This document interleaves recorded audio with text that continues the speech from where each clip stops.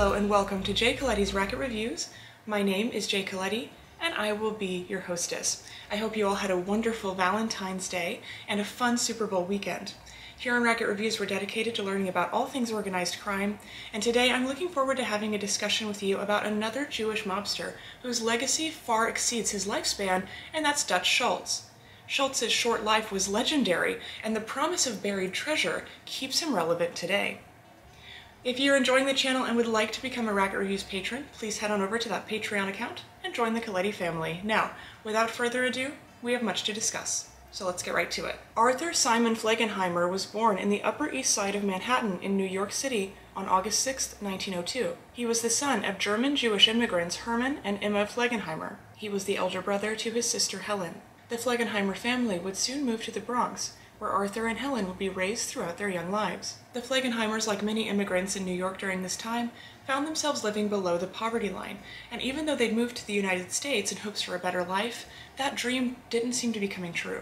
Arthur Flegenheimer went to public school, where he was described as a decent student, fairly intelligent but unwilling to really apply himself. Flegenheimer would later explain that he enjoyed school when he was young, but dropped out to help take care of his family. That's a little bit of an exaggeration on Flegenheimer's part, since he was already involved in street gangs at that time and was on the path to dropping out.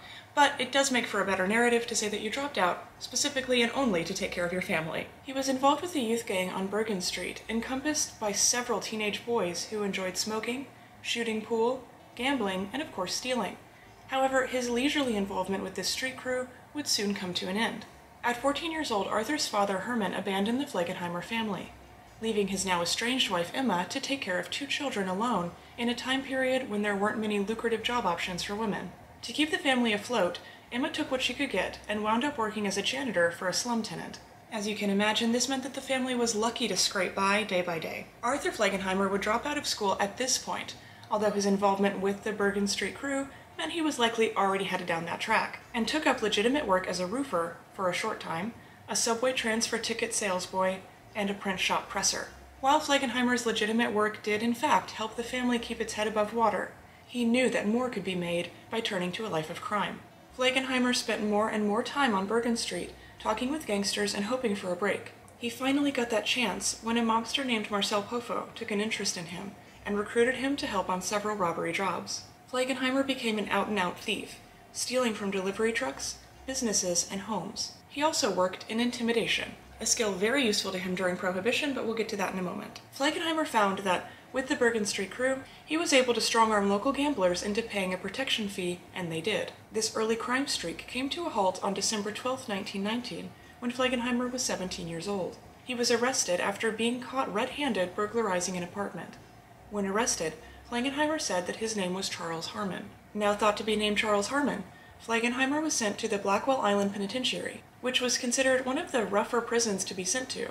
Obviously, authorities were trying to teach this young hood a lesson. That lesson backfired almost immediately. Flegenheimer was nothing if not scrappy, and his horrible attitude and behavior at Blackwell resulted in a transfer to a harsher penitentiary in the form of West Hampton Prison Farms. I couldn't imagine being so rowdy that the 1919 Blackwell Penitentiary requested a transfer for me.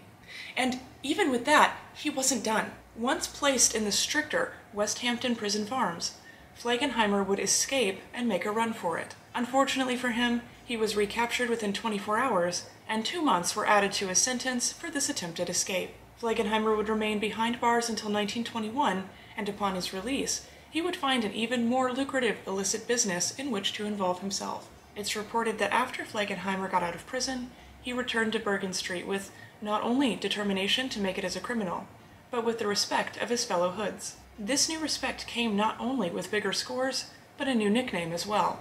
They gave Flegenheimer the nickname Dutch Schultz, the name of a former member of a huge prostitution ring from the Bronx known as the Frog Hollow Gang, which was brought down by law enforcement before World War I. Schultz's new nickname stuck so well that many to this day believe it's his real name. It's also a good match because Flegenheimer was German. Dutch is a term that English speakers now use to refer to a person from the Netherlands, but before, to refer to someone as Dutch meant that they were generally from that area, typically from Germany or the Netherlands. It's a term anglicized from the German word Deutsch, meaning German.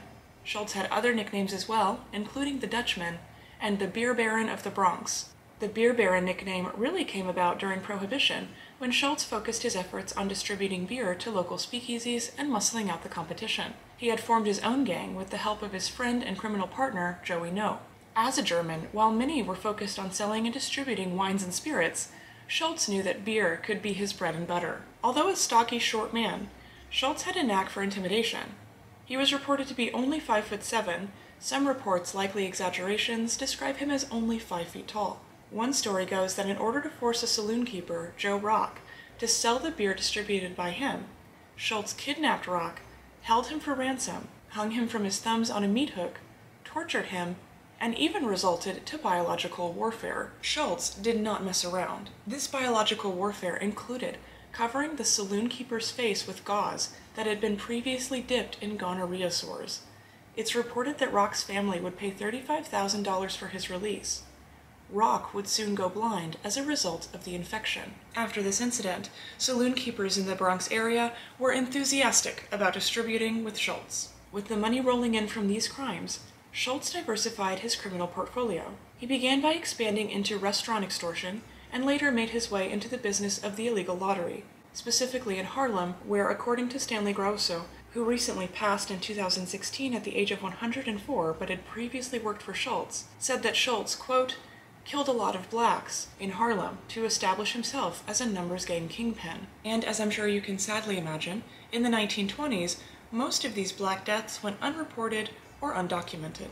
Once involved with gambling, Schultz would expand into illegal slot machines and fixing horse races. With his career as the Bronx's beer baron, Schultz would find himself running in the same circles as men like Sicilian mobster Lucky Luciano and Irish mobster Jack Legs Diamond. Likewise, he would soon find himself in the company of the mob investor and kingmaker Arnold Rothstein, with whom Luciano and Diamond each had a close relationship. Schultz, although now working with these other mobsters, would continue to run his criminal empire with his own style. Schultz and No continued working together to expand their beer empire into New Jersey and across New York, specifically Manhattan.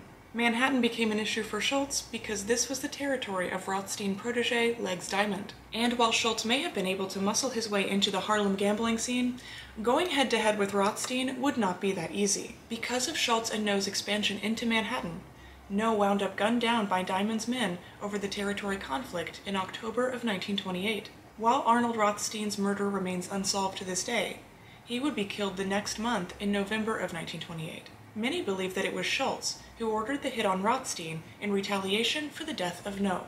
In addition to that, it's believed that Schultz went ahead and ordered the murder of Legs Diamond, who had become his primary rival. Diamond would be killed in 1931. Schultz's life as a criminal kingpin would continue to be a struggle, not only because he got into fights with other mobsters, but because he was trying to lead a house divided. Stanley Grosso described Schultz as cheap, and nowhere did that more obviously manifest than in the pay structure for his crew. Just about any other criminal organization, especially during this era, would have a tier-based percentage system they used to dole out pay to their men. With Cosa Nostra, for example, a crew would be rewarded based on rank, capo, soldier, etc., and involvement in a particular crime. If Soldier A took a more active role in the crime than Soldier B, then Soldier A would receive a higher percentage of the payout from the crime. That makes sense. Schultz, however, had a flat rate that he paid to his men, and the only promotion available would be to be made his partner, the role that No had previously filled. One of Schultz's enforcers, Vincent Cole, would become frustrated with this pay structure, and after he had been denied the position of partner, would start a coup and form his own rival family in 1930. The bloody gang war that broke out would result in the death of Cole's older brother and an innocent child. This fighting would end with Cole's death on February 8, 1932. Cole had been lured into taking a phone call at a drugstore phone booth. While in the phone booth, he was surrounded by Schultz gunmen and machine-gunned to death. While Schultz was still in the throes of this gangland battle with Cole, he continued working with the likes of Lucky Luciano and Cosa Nostra families, both in New York and across the U.S., in addition to their Jewish partners, Meyer Lansky, Bugsy Siegel, Louis Buchalter, and Abner Zwillman. Having been a participant in the Atlantic City Conference of 1929, where most historians believe the National Crime Syndicate was first conceived, Schultz was a crucial player in helping this establishment of mostly Italian and Jewish U.S.-based mobsters evolve into what became known as the Commission, established circa 1931.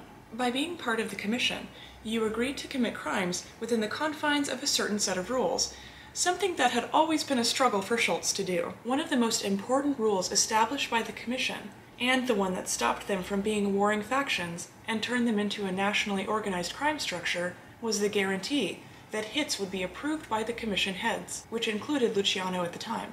If a proposed hit was denied by the commission, that meant that a Mafia family or gang leader could not whack that individual, unless they too wanted to suffer the same fate at the hands of Murder Inc., the hit squad of the commission. The death of Cole did not mean the end of Schultz's problems. His most powerful enemy loomed in the shadows as his empire continued to expand, and that was New York District Attorney Thomas Dewey. By earning one's living through illegal means, one must necessarily hide the earnings from the IRS. After Schultz was on Dewey's radar, he would be indicted for a tax charge in 1933. However, in true Schultz fashion, he would try to make a run for it. And also in Schultz fashion, he was captured pretty quickly. He would hide from the authorities for months before finally surrendering in November of 1934. You would think that literally running away from the indictment might make a jury less sympathetic to a not guilty plea, but this is 1930s New York that we're talking about. Schultz would be tried twice for income tax evasion and would get off the hook both times.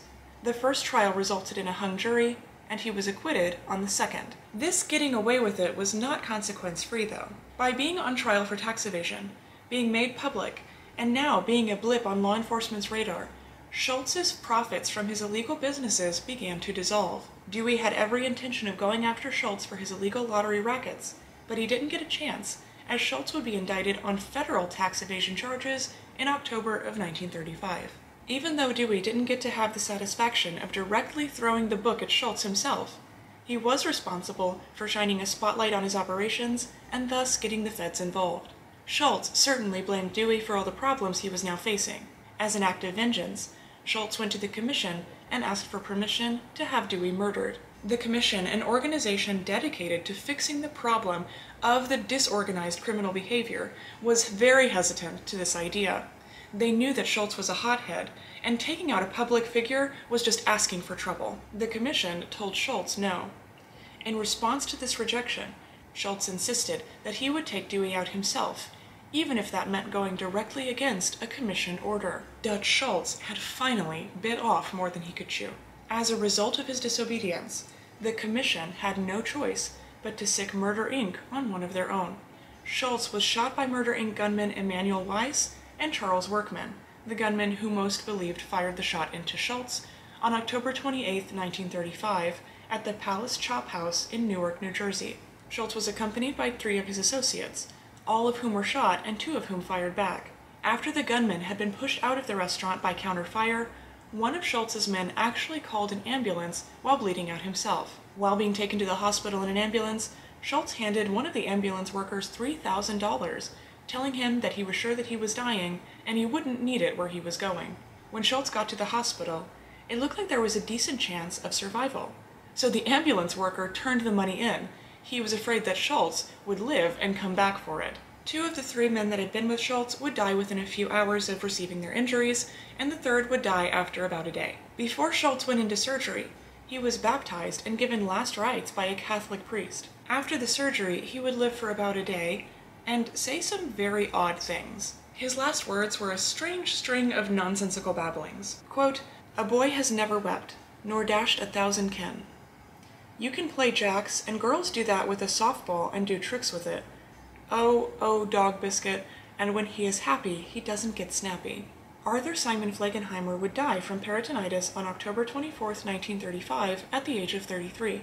He was buried at the Catholic Gate of Heaven Cemetery in Hawthorne, New York. In an unusual twist to a Catholic burial, at the insistence of his Jewish mother, he was buried with a tallit, or Jewish prayer shawl, draped across his body. Flegenheimer remains relevant in our culture even today, as it is believed that while he was being pursued for tax evasion, he buried a massive treasure chest filled with gold coins, $1,000 bills, diamonds, and uncashed World War I Liberty bonds that could be worth as much as $150 million today. Some avid treasure hunters believe that his last words were not incoherent babblings, but clues that would lead them to the enormous payload. As we inch closer and closer to the 100th anniversary of Flegenheimer's death, many have begun to discount this treasure chest as an urban legend, while others insist that it is simply yet to be found. I hope you've enjoyed this episode of Racket Reviews discussing the thrilling life of Dutch Schultz. Schultz's legacy has certainly stretched far beyond what you might think possible from his short lifespan. Make sure to let me know in the comment section below or on Facebook and Twitter what you think about Schultz and his buried treasure. Also, don't forget to utilize that comment section in social media to let me know about who or what you would like to see covered next. I always love hearing from you, and I'm always happy to investigate. Make sure to like, subscribe, and click notifications to get more Mafia content sent directly to your sub box. Ciao!